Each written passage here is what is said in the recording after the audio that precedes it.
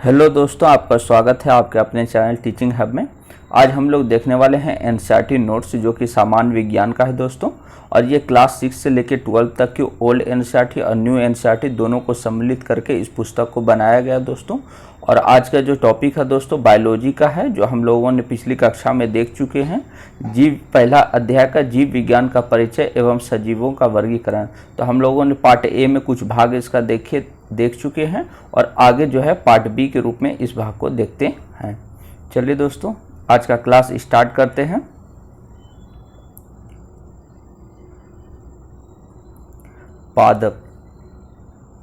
पादप अर्थात plant बहुकोशिकीय eukaryotic जीव होते हैं। यानी पादप जो होते हैं वो कैसे जीव होते हैं, तो बहुकोशिकीय यूकैरियोटिक जीव होते हैं। और इनकी कोशिकाओं के चारों ओर सेलुलोज की कोशिका भित्ति पाई जाती है। यानी पादप के जो कोशिका भित्ति होती है वो किसकी पाई जाती है, तो सेलुलोज की पाई जाती है। ये प्रकाश संश्लेषण द्वारा अपने लिए भोजन का निर्माण पर्णहरिम की सहायता से स्वयं करते हैं। अर्थात पौधे जो होते हैं वो स्वपोषी होते हैं। इनमें जनन लैंगिक, अलैंगिक व कायिक प्रकार के होते हैं। यानी पादपों में जो जनन की प्रक्रिया है वो लैंगिक, अलैंगिक व कायिक तीनों प्रकार की प्रक्रिया द्वारा संपन्न होती है। इन पादपों में अनियमित वृद्धि भी पाई जाती है। आगे देखते हैं दोस्तों, पादप जगत का वर्गीकरण। पादप जगत में प्रथम स्तर का वर्गीकरण इस तथ्य पर निर्भर होता है कि पादप शरीर के घटक सुविकसित एवं विभेदित हैं अथवा नहीं। अगले स्तर का वर्गीकरण पादपों में जल और अन्य पदार्थों के परिवहन के लिए विशिष्ट ऊतकों की उपस्थिति और अनुपस्थिति पर निर्भर होता है। पादपों का वर्गीकरण करते समय यह देखा जाता है कि पादपों में बीज धारण की क्षमता है अथवा नहीं। यदि बीज धारण की क्षमता है तो बीज फल के अंदर विकसित है, अन्यथा नहीं। इन लक्षणों के आधार पर पादप जगत को थाइलोफाइटा, ब्रायोफाइटा और टेरिडोफाइटा, जिम्नोस्पर्म या एंजियोस्पर्म में वर्गीकृत किया गया है। इन्हें भी दो समूहों में बांट सकते हैं जो निम्न हैं। आगे देखते हैं दोस्तों, अपुष्पोद्भिद पादप, तो जिसको क्रेप्टोगेम कहते हैं दोस्तों, के अंतर्गत उन पादपों को रखा गया है जिनमें जनन अंग प्रत्यक्ष नहीं होते तथा ना ही इनमें बीज निर्माण की क्षमता होती है। इसके अंतर्गत निम्नलिखित प्रभाग आते हैं। यानी अपुष्पोद्भिद पादप के अंतर्गत जो है कुछ भाग आते हैं, प्रभाग आते हैं। उसको देखते हैं दोस्तों। मोस्ट इंपॉर्टेंट है थाइलोफाइटा। थाइलोफाइटा विभाग के पादपों में को सामान्यतः शैवाल कहा जाता है। तो शैवाल मुख्यतः किसमें आता है दोस्तों, थाइलोफाइटा में आता है। यह मुख्य रूप से जल में पाए जाते हैं। तो थाइलोफाइटा मुख्य रूप से कहाँ पाए जाते हैं, जल में पाए जाते हैं। इन पादपों का शरीर जड़, तना एवं पत्तियों में विभेदित नहीं होता है, अर्थात सुकाई यानी थाइलॉइड होता है। आगे देखते हैं दोस्तों, ये पादप स्वपोषी होते हैं अर्थात प्रकाश संश्लेषण करते हैं और इनकी कोशिका भित्ति सेलुलोज की बनी होती है। इसमें संचित भोज्य पदार्थ स्टार्च होता है। थाइलोफाइटा में जो है मुख्य रूप से कैसे पौधे आते हैं दोस्तों, तो जलीय पौधे आते हैं और ये स्वपोषी होते हैं और इनकी जो कोशिका भित्ति सेलुलोज की बनी होती है और इसमें संचित भोज्य पदार्थ के रूप में स्टार्च होता है। आगे देखते हैं दोस्तों, इनमें संवहन ऊतक जाइलम फ्लोएम अनुपस्थित होता है। यानी थाइलोफाइटा में जो है दोस्तों जाइलम और फ्लोएम नहीं होता है। इनमें अलैंगिक जनन अधिक पाया जाता है तथा लैंगिक जनन प्रायः एक कोशिकीय चल बीजाणुओं द्वारा होता है। इनमें नर एवं मादा युग्मकों के संलयन से युग्मनज अर्थात जायगोट तो बनता है, किंतु भ्रूण यानी एम्ब्रियो का निर्माण नहीं होता। युग्मकों के संयोजन से बना युग्मन अर्धसूत्री विभाजन द्वारा सीधे ही संतति पादप को जन्म देता है। उदाहरण के लिए थाइलोफाइटा के रूप में देखते हैं दोस्तों, तो स्पायरोगायरा, अल्वा, कारा और यूलोथ्रिक्स, ये सब जो है किसके उदाहरण है दोस्तों, तो थाइलोफाइटा के। मुख्य रूप से इसमें जो है स्पायरोगायरा दोस्तों याद रखना है। आगे देखते हैं दोस्तों, बी नंबर है ब्रायोफाइटा। ब्रायोफाइटा को पादप जगत का उभयचर भी कहते हैं। मोस्ट इंपॉर्टेंट है दोस्तों, पूछा जाता है कि किसको जो है पादप जगत का उभयचर कहा जाता है, तो ब्रायोफाइटा को जो है पादप जगत का उभयचर कहा जाता है। ये पादप थाइलोफाइटा से अधिक विकसित होते हैं क्योंकि ये स्थल पर रह सकते हैं, परंतु लैंगिक जनन जल पर निर्भर होता है। यानी हम लोगों ने थाइलोफाइटा में देखा दोस्तों कि वो मुख्य रूप से जो है जल में रहता था, जबकि ब्रायोफाइटा जो है वो अधिक विकसित होता है थाइलोफाइटा से, और ये स्थल पर भी रह सकता है, परंतु लैंगिक जनन प्रक्रिया करने के लिए इसे जल पर ही निर्भर होना पड़ता है। ये पादप शरीर सुकाए यानी थैलोस के समान होते हैं। ये पादप स्वपोषी होते हैं और प्रायः नम, ठंडे, छायादार स्थानों पर उगते हैं। तो ब्रायोफाइटा कहाँ कहाँ उगते हैं दोस्तों? तो नम, ठंडे और छायादार स्थानों पर उगते हैं। आगे देखते हैं दोस्तों, ये पादप शरीर के एक भाग से दूसरे भाग में भोज्य पदार्थ का संवहन नहीं करते हैं क्योंकि इनमें इस कार्य के लिए विशिष्ट उत्तक नहीं होते हैं एवं वास्तविक जड़ के स्थान पर मूलाभास यानी राइजोड्स पाए जाते हैं। यह पादप युग्म कोदभिद यानी गैमियोटोफाइट प्रकार का होता है, परंतु बीजाणुजनक पीढ़ी भी सुविकसित होती है। इसके अंतर्गत बहुकोशीय जननांग पाए जाते हैं तथा इसमें निषेचन के पश्चात भ्रूण का निर्माण होता है। उदाहरण के लिए लीवर, वेटर्स यानी रिक्सिया, मार्केसिया, मॉस आदि। तो मुख्य रूप से इसमें दोस्तों मॉस को याद रखना है, जो मॉस जो है ब्रायोफाइटा के अंतर्गत आता है। आगे देखते हैं दोस्तों टेरिडोफाइटा। हम लोगों ने अभी जो है ब्रायोफाइटा देखा दोस्तों, उसके बाद टेरिडोफाइटा।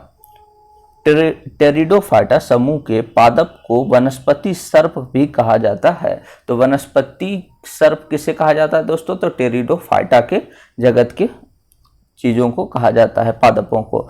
पादपों में जाइलम एवं फ्लोएम सुविकसित होते हैं, यानी टेरिडोफाइटा में जो है जाइलम एवं फ्लोएम दोनों सुविकसित होते हैं। पादप शरीर जड़, तना एवं पत्ती जैसी संरचनाओं में विभेदित होते हैं, परंतु ये संरचनाएं वास्तविक जड़, तना एवं पत्ती से भिन्न होती है। ये पादप मुख्यतः स्थलीय और बीजाणुभिद होते हैं। इन पादपों में जल तथा भोजन के संवहन के लिए विशिष्ट उत्तक अर्थात जाइलम तथा फ्लोएम होते हैं, अतः ये पादप संवहनीय और पुष्पोद्भिद कहलाते हैं। आगे देखते हैं दोस्तों, इन पादपों में पुष्प व बीज निर्माण नहीं होता है। तो इनमें जो है पुष्प और जो बीज का निर्माण नहीं होता है। इन पादपों में युग्मोद्भिद का आकार अधिक विकसित तथा अत्यंत छोटा होता है। निषेचित अंडे भ्रूण में परिवर्धित होते हैं। उदाहरण के लिए मर्सिलिया, फर्न, हॉर्सटेल, क्लब मॉस इत्यादि।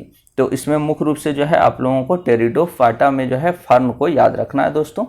आगे देखते हैं दोस्तों पुष्पोद्भिद। तो पुष्पोद्भिद के अंतर्गत क्या होता है दोस्तों? वे पादप जो बीज का निर्माण करते हैं उनमें जनन उत्तक पूर्ण विकसित और विभेदित होते हैं, फेनरोगैम या अर्थात पुष्पोद्भिद कहलाते हैं। पादपों के भ्रूण के साथ खाद्य पदार्थ संचित होता है जो कि भ्रूण यानी एम्ब्रियो के विकास व अंकुरन में उपयोगी होता है। बीज की अवस्था के आधार पर इस उपजगत के पादपों को दो भागों में बांटा गया है। पहला है दोस्तों अनावृत बीजी पादप अर्थात जिसे जिम्नोस्पर्म के नाम से भी जाना जाता है दोस्तों। तो अनावृत बीजी पादप के अंतर्गत देखते हैं दोस्तों, यह पादप बहुवर्षीय एवं काष्ठीय यानी उडेन होते हैं। इन पादपों में बीजांड नग्न अवस्था में होते हैं, अतः ये पादप नग्न बीजी कहलाते हैं। यानी नग्न बीजी का उदाहरण क्या होता है दोस्तों? जिम्नोस्पर्म के अंतर्गत ही नग्न बीजी आते हैं। इनमें पुष्प क्रम के स्थान पर शंकु लगे होते हैं जिनमें विशेष पत्तियां एवं बीजाणुपर्ण कहते हैं समूह में लगी होती है। इनमें नर एवं मादा शंकु अलग अलग होते हैं। आगे देखते हैं दोस्तों, इनमें संवहन उत्तक लगभग पूर्ण विकसित होते हैं, किंतु इनके संवहन उत्तकों के जाइलम में वाहिकाओं एवं फ्लोएम में सहकोशिकाओं का अभाव होता है। इनमें वास्तविक फल का निर्माण नहीं होता है तथा परागन यानी पोलिनेशन वायु द्वारा होता है। उदाहरण के लिए पाइनस, साइकस, सीड्रस यानी जो देवदार का पौधा होता है दोस्तों, और गिनको आदि। दूसरा है दोस्तों आवर्तबीजी पादप, जिसे एंजियोस्पर्म भी कहा जाता है। आवर्तबीजी पादप यानी एंजियो अर्थात ढका, स्पर्म मतलब बीज, यानी ढका हुआ जो बीज होता है उसमें वो क्या कहलाता है दोस्तों, आवर्तबीजी पादप या एंजियोस्पर्म। एक वर्षीय, 2 वर्षीय, बहुवर्षीय, शाखीय या काष्ठीय सभी प्रकार के होते हैं। इनमें पुष्प अस्पष्ट होते हैं जो एक लिंगी तथा दुलिंगी प्रकार के होते हैं। इनमें अंडाशय अर्थात ओवरी उपस्थित होता है जो निषेचन के पश्चात फल का निर्माण करता है। तो मोस्ट इंपॉर्टेंट है दोस्तों, पूछा जाता है फल का निर्माण किससे होता है, तो ओवरी से होता है अर्थात अंडाशय से होता है। आगे देखते हैं दोस्तों, इनमें बीज सदैव फल के अंदर होते हैं। परागण विभिन्न माध्यमों जैसे जल, वायु, कीटों, पक्षियों एवं जानवरों द्वारा होता है।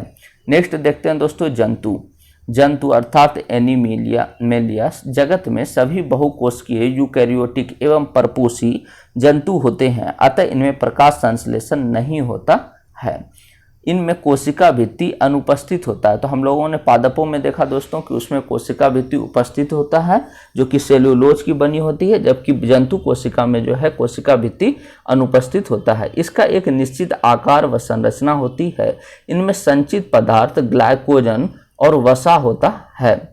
इनमें मुख्यतः उच्च जीवों में लैंगिक जनन तथा निम्न जीवों में अलैंगिक जनन पाए जाते हैं। आगे देखते हैं दोस्तों, जंतुओं का वर्गीकरण। वर्तमान में जंतु जगत में निम्न 10 प्रमुख संघों में विभाजित किया गया है। पहला है दोस्तों संघ पेरिफेरा। तो मुख्य रूप से जो जंतुओं को विभाजित किया गया कितने भागों में दोस्तों, तो 10 प्रमुख संघों में विभाजित किया गया है। पहला दोस्तों संघ पेरिफेरा। ये प्रायः सभी जलीय जीव हैं जो समुद्र तथा जलाशयों में पाए जाते हैं तथा उभयलिंगी होते हैं। तो संघ पेरिफेरा के अंतर्गत जानते हैं दोस्तों कि ये जो है जलीय अर्थात समुद्र में पाए जाते हैं तथा उभयलिंगी होते हैं। इनका शारीरिक संगठन कोशिकीय स्तर यानी सेलुलर ग्रेड का होता है, अतः इनमें उत्तक व अंग अनुपस्थित होते हैं। इनमें नाल तंत्र यानी कैनल सिस्टम पाया जाता है जो शरीर की सभी महत्वपूर्ण प्रक्रियाओं में सहायक है।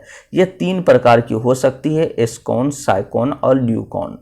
तो जो नाल तंत्र पाए जाते हैं वो मुख्यतः कितने प्रकार के हो सकते हैं दोस्तों, 3 प्रकार के, एस्कोन, साइकोन और ल्यूकोन। आगे देखते हैं दोस्तों, इनका शरीर असीमित, देहगुहाहीन व 2 स्तरीय होता है। शरीर में उपस्थित 2 स्तर निम्न हैं।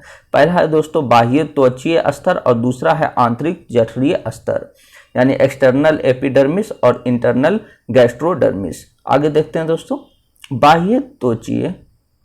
बाह्य त्वचीय स्तर पिनकोसाइड कोशिकाओं तथा आंतरिक जठरीय स्तर कीप अथवा कॉलर कोशिकाओं का बना होता है। इन दोनों स्तरों के मध्य जेलीनुमा मीसेनकाइमा पाया जाता है। इन जंतुओं में पुनरुद्भवन की अपार क्षमता होती है जिसका कारण आर्कियोसाइट्स कोशिकाएं हैं। अतः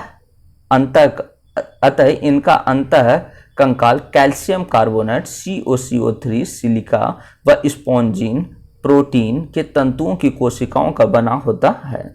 इसमें पूरे शरीर पर छोटे छोटे छिद्र पाए जाते हैं जिन्हें चर्म रंध्र या ऑस्ट्रिया तथा अग्रभाग के एक बड़े छिद्र को अपवाही रंध्र या ऑस्कुलम कहते हैं।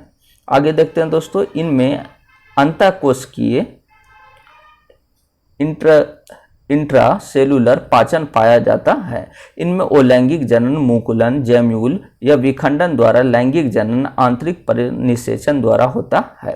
इनका परिवर्धन अप्रत्यक्ष लार्वा अवस्था उपस्थित होता है। उदाहरण के लिए साइकोन, यूप्लेक्टेला, ल्यूकोसिलिनिया, स्पॉन्जिला आदि। आगे देखते हैं दोस्तों, दूसरा संघ है निडेरिया या सेलेंट्रेटा।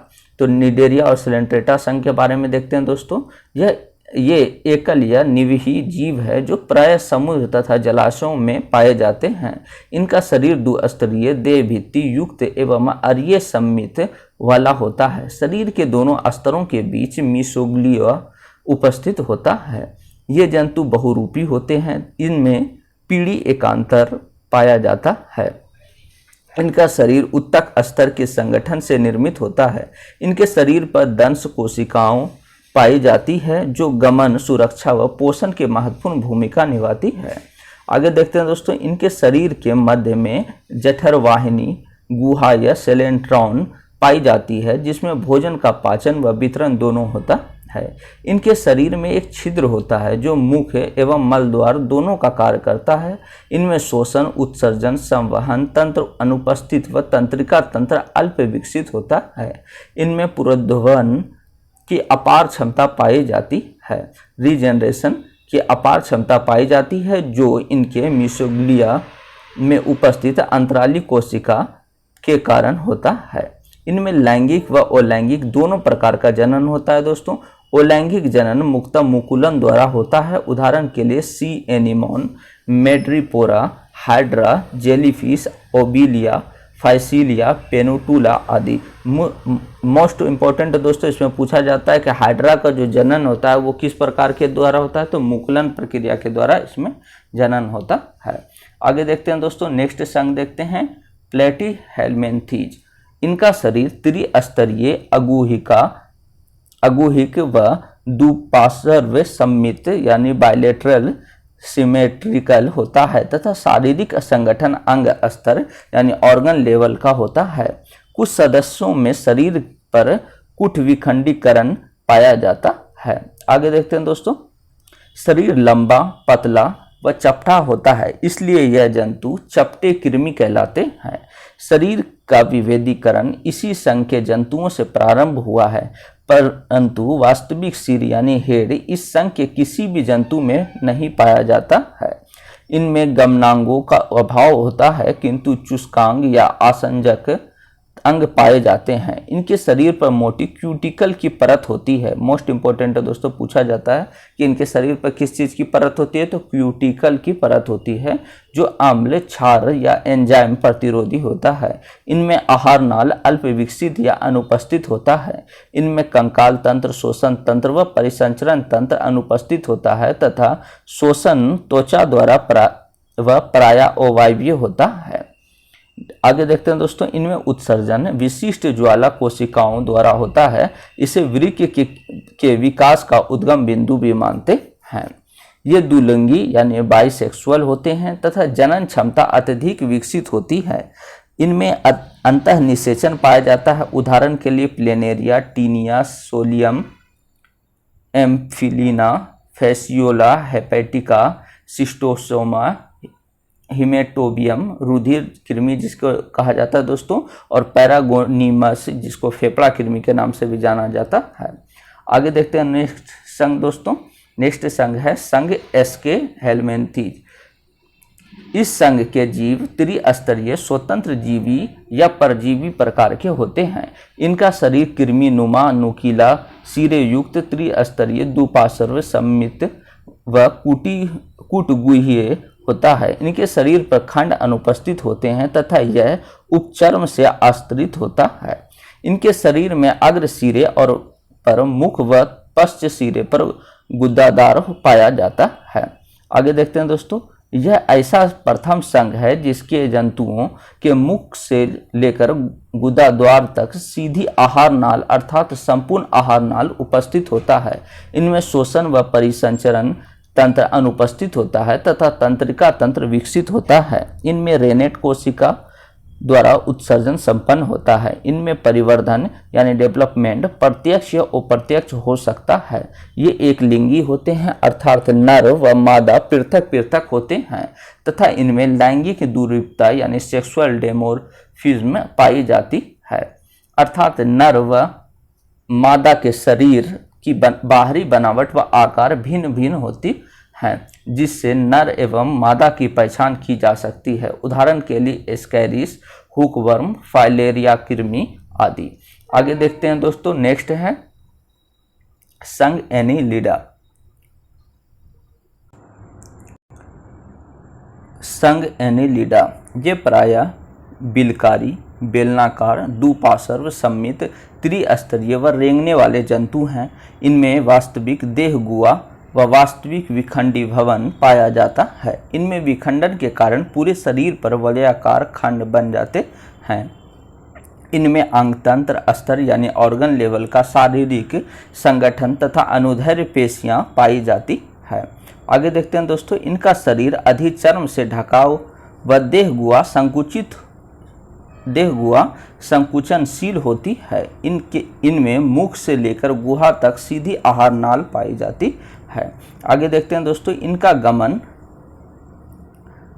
पैरापोडिया, सीटा, चूसक यानी सकर्स के व पेशियों द्वारा होता है। इनमें शोषण त्वचा या क्लोमों द्वारा होता है। रुधिर परिसंचरण बंद प्रकार का होता है, अर्थात रुधिर वाहिनियां व हृदय जैसा अंग पाया जाता है तथा रुधिर में हीमोग्लोबिन नामक श्वसन वर्णक पाया जाता है। इनमें उत्सर्जन वृक्क द्वारा होता है। इनमें तंत्रिका तंत्र विकसित होता है, जिसमें तंत्रिका वलय व प्रति पृष्ठ तल पर 2 तंत्रिका रज्जु उपस्थित होते हैं। ये एक लिंगी या दुलिंगी हो सकते हैं तथा परिवर्धन प्रत्यक्ष या अप्रत्यक्ष प्रकार का होता है। नेक्स्ट देखते हैं दोस्तों, संघ आर्थ्रोपोडा मोस्ट इंपॉर्टेंट है दोस्तों यह संघ।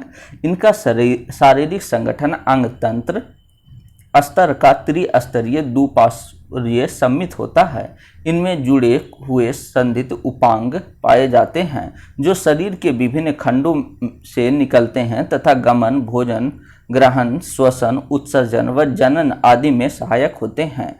इनके शरीर पर कार्टिन नामक पदार्थ का दृढ़ बाह्य कंकाल पाया जाता है, जिसके कारण इनको दबाकर मारना अत्यंत कठिन होता है। मोस्ट इंपॉर्टेंट है दोस्तों, पूछा जाता है कि संघ आर्थ्रोपोडा के जो शरीर पर है किस चीज का परत पाया जाता है दोस्तों, तो कार्टिन का परत पाया जाता है।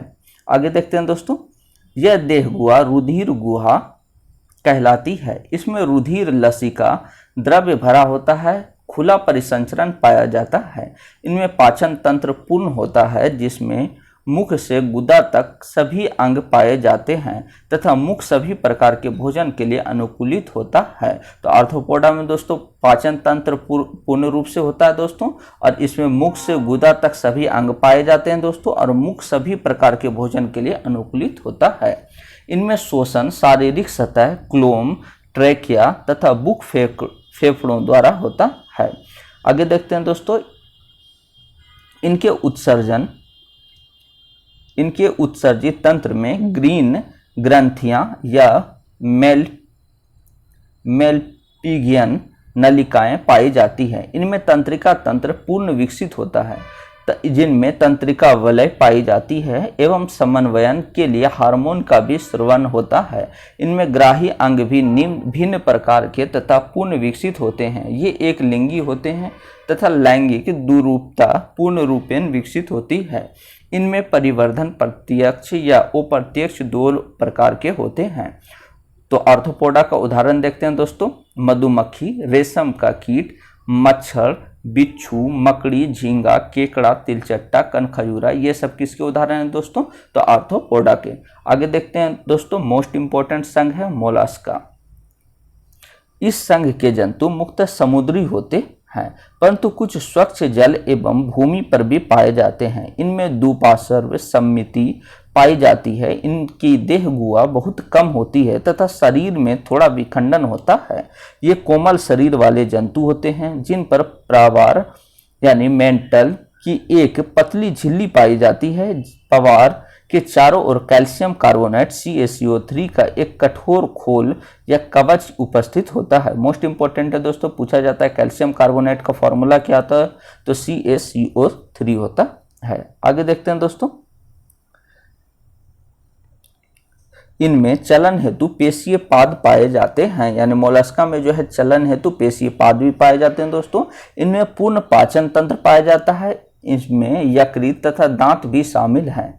इनमें शोषण क्लोमो अथवा प्रावार द्वारा होता है। इनमें रुधिर में हीमोसाइनिन नामक वर्णक पाया जाता है, जिसके कारण इनका रुधिर हल्का नीला सा दिखाई देता है। खुला संवहनी तंत्र पाया जाता है। तो मोलस्का का जो शरीर का जो रुधिर होता है दोस्तों, वो हल्का नीला होता है। क्यों? क्योंकि इसमें पाया जाता है हीमोसाइनिन पाया जाता है दोस्तों।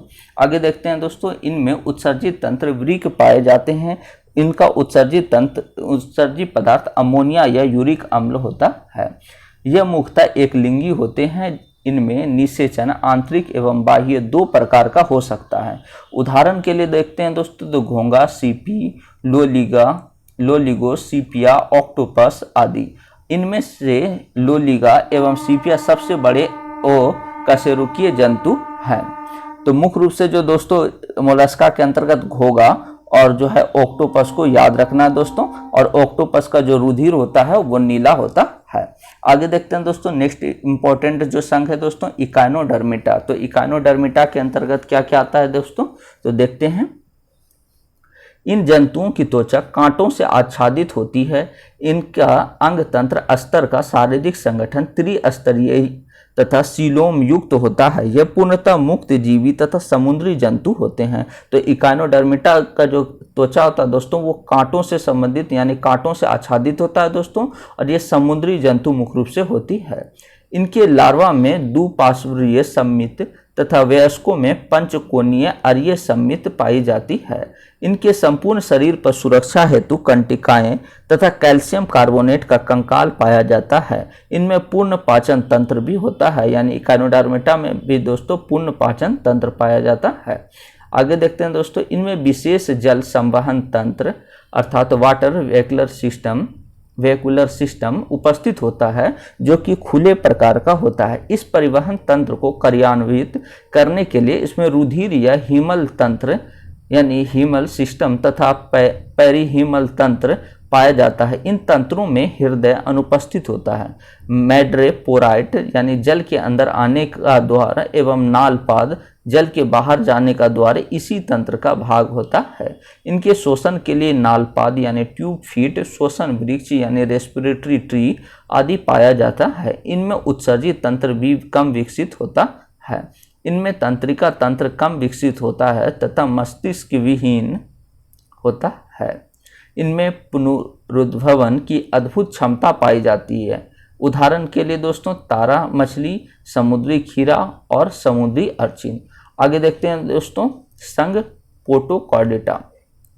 यह पूर्णतः समुद्री जीव होते हैं जो बिलों में रहते हैं। इनमें वास्तविक देह गुहा पाई जाती है। ये दुपार्श्व सम्मित त्रिकोरिकी होते हैं। इनमें जीवन की कुछ आवश्यकताओं में नोटोकार्ड उपस्थित होती है। नोटोकार्ड छड़नुमा संरचना है जो जंतुओं के पृष्ठ भाग पर पाई जाती है। यह पेशियों को जोड़ने तथा तंत्रिका ऊतक को आहार नाल से अलग करने का कार्य करती है। आगे देखते हैं दोस्तों, इनमें पाचन तंत्र पूर्ण होता है। शोषण क्लोमो, दरारों एवं शारीरिक सतह द्वारा होता है। इनमें उपकला की तंत्रिका कोशिका ग्राही अंगों की भौतिक कार्य करती है। इनमें लैंगिक जनन होता है दोस्तों तथा जीव पृथक लिंगी होता है। इनमें कृमि जैसे छोटे जीव आते हैं। उदाहरण के लिए बैलेनोग्लोसस और हर्डमानिया आदि आते हैं। आगे देखते हैं दोस्तों, संघ कॉर्डेटा मोस्ट इंपॉर्टेंट है दोस्तों, सारे संघों में से ये मोस्ट इंपॉर्टेंट है। इस संघ के जंतुओं में दुपार्श्वीय सम्मिति, त्रिस्तरीय शरीर एवं वास्तविक देह गुहा पाई जाती है, जिसमें अंग तंत्र अस्तर का संगठन पाया जाता है। इनमें वास्तविक मेरुदंड एवं अंतःकंकाल पाया जाता है। इस कारण जंतुओं में पेशियों का वितरण अलग होता है एवं पेशियां कंकाल से जुड़ी होती है, जो इन्हें चलने में सहायता करती है। इनमें परिवहन तंत्र पूर्ण विकसित एवं बंद प्रकार का होता है। रुधिर में हीमोग्लोबिन नामक शोषण तंत्र भी शोषण वर्णक पाया जाता है दोस्तों। इनमें पूर्ण विकसित तंत्रिका तंत्र, उत्सर्जित तंत्र एवं प्रजनन तंत्र पाया जाता है। अंतःस्रावी तंत्र यानी एंडोक्राइन सिस्टम भी अत्यंत विकसित होता है। जंतु एक लिंगी यानी यूनिसेक्सुअल होते हैं। निषेचन एवं परिवर्तन बाह्य या आंतरिक होता है। इसी आधार पर ये जंतु अंडयुज अथवा जरायुज होते हैं।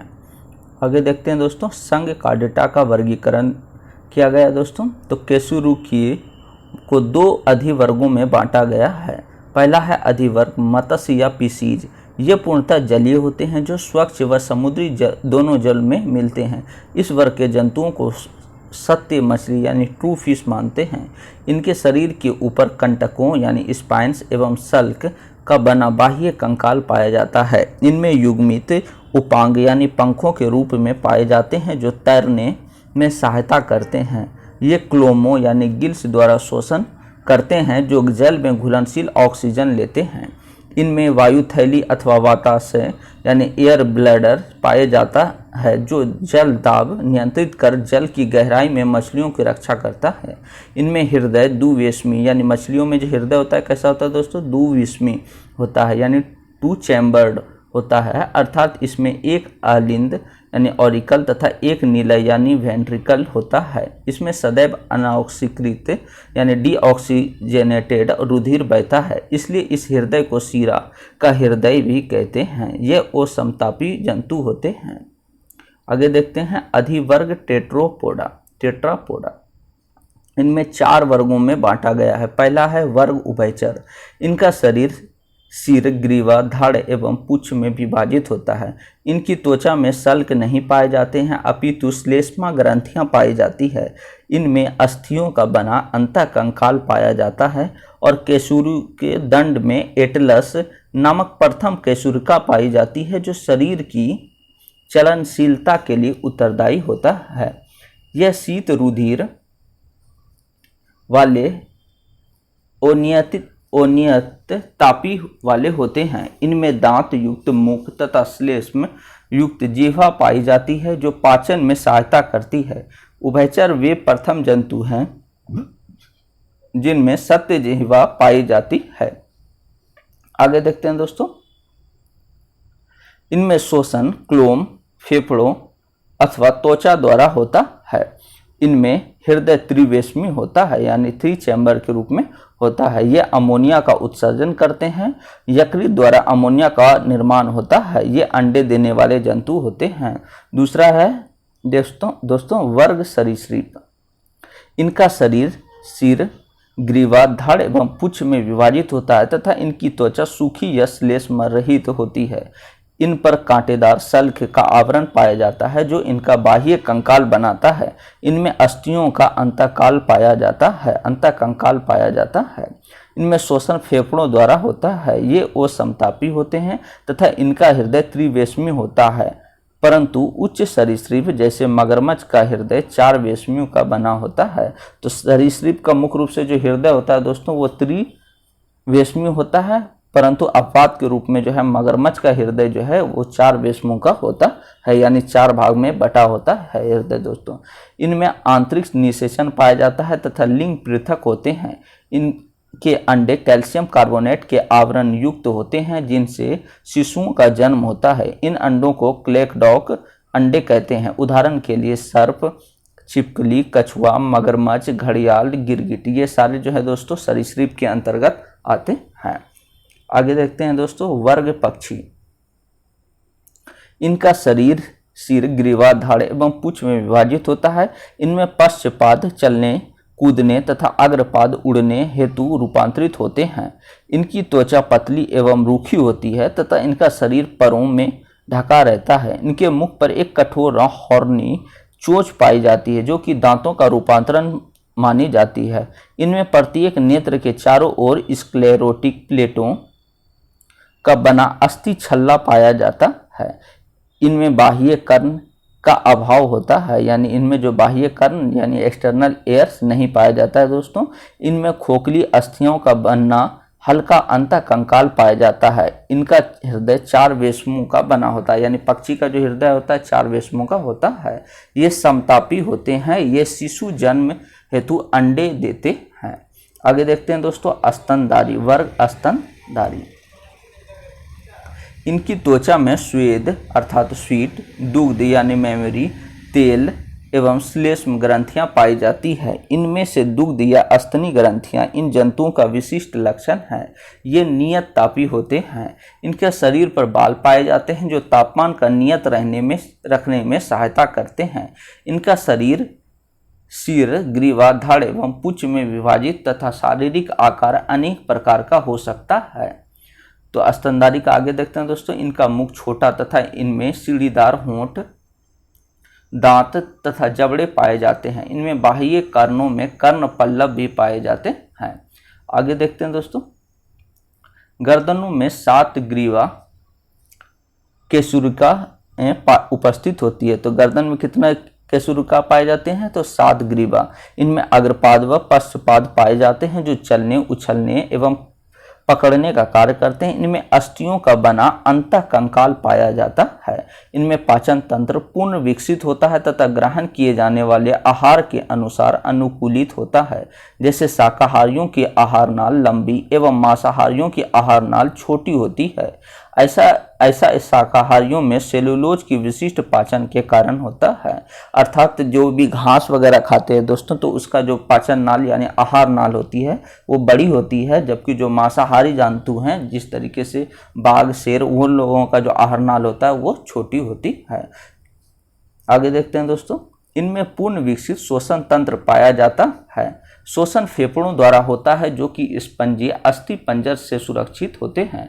फेफड़ों को उदर गुहा से अलग करने के लिए पेशीय डायफ्राम उपस्थित होता है। इनमें परिवहन तंत्र बंद प्रकार का होता है तथा हृदय 4 वेशों में बटा होता है। मोस्ट इंपॉर्टेंट है दोस्तों, पूछा जाता है कि इनमें जो परिवहन है वो किस तरीके का होता है? तो परिवहन बंद प्रकार का होता है। ये एक लिंगी होते हैं तथा इनमें आंतरिक निषेचन पाया जाता है। ये शिशु को जन्म देते हैं अर्थात जरायुज होते हैं।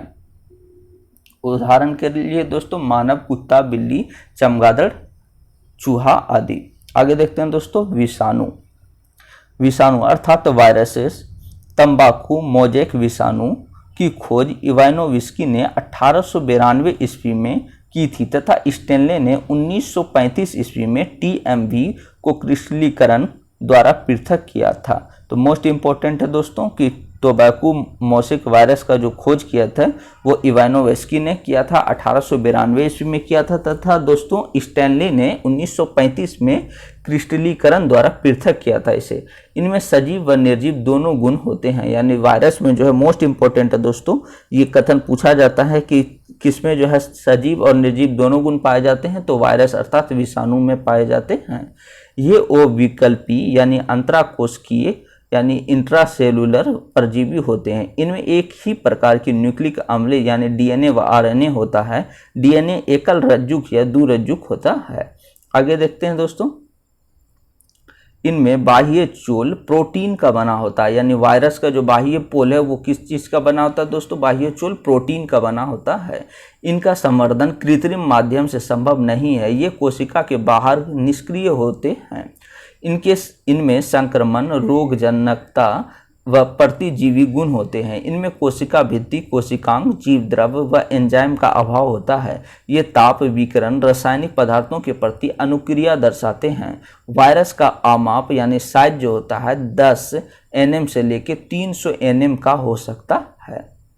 आगे देखते हैं दोस्तों, सबसे छोटा विषाणु पशुओं में खुर पका मुख पका रोग का होता है, लगभग 20 माइक्रो व्यास तथा सबसे बड़ा चेचक का पॉक्स वायरस होता है, लगभग 300 माइक्रो का होता है। आगे देखते हैं दोस्तों, वायरॉइड। वर्ष 1971 में T.O. डायनर ने एक नया संक्रामक कारक खोजा जो वायरस से भी छोटा था तथा जिसके कारण पोटैटो स्पेंडल ट्यूबर नामक रोग होता है। वायरॉइडों में RNA तथा प्रोटीन आवरण यानी अस्तर जो वायरस में पाए जाते हैं उनका अभाव होता है, इसलिए यह वायरॉइड के नाम से जाने जाते हैं। वायरॉइड के RNA का आणविक भार कम होता है। ओके दोस्तों, थैंक यू दोस्तों। अगर आप लोगों को ये वीडियो अच्छा लगा तो प्लीज़ चैनल को लाइक एंड सब्सक्राइब करें दोस्तों, और आगे भी इसी तरीके का वीडियो पाने के लिए प्लीज़ चैनल को सब्सक्राइब कर दें दोस्तों। थैंक यू दोस्तों।